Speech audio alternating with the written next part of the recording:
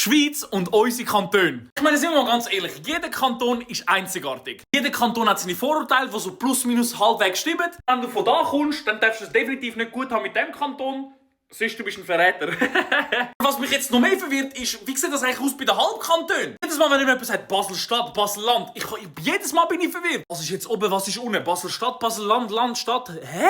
Hey Max, ich gehe Appenzell-Innerrhoden. Ah ja, ist das jetzt links oder rechts? Ich bin ehrlich, bei Geografie in der Schweiz habe ich einfach geschlafen. Ich weiss, Schaffhausen ist ein bisschen weiter oben. Ja, Genf ist irgendwo links, also wenn man die Karte natürlich von oben anschaut, oder?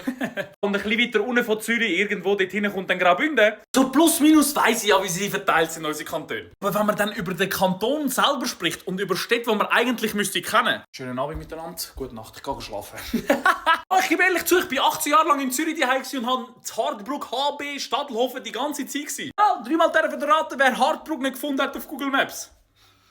Es kann auch sein, dass ich vielleicht per Zufall Freiburg für eine halbe Stunde gesucht habe auf Google Maps. Ich wollte halt beweisen, dass ich mich in der Schweiz auskenne. Ich wollte nicht einfach googlen. Ich will aktuell eben sehr, sehr viel in meinen Livestreams GeoGuessr. Nie mehr wieder spiele ich die Schweiz, das war zu peinlich. Schreibt mal einen Kommentar, von welchem Kanton ihr kommt. Und lasst mich wissen, ob ich der Einzige bin, der diese Orientierungsprobleme hat in der Schweiz.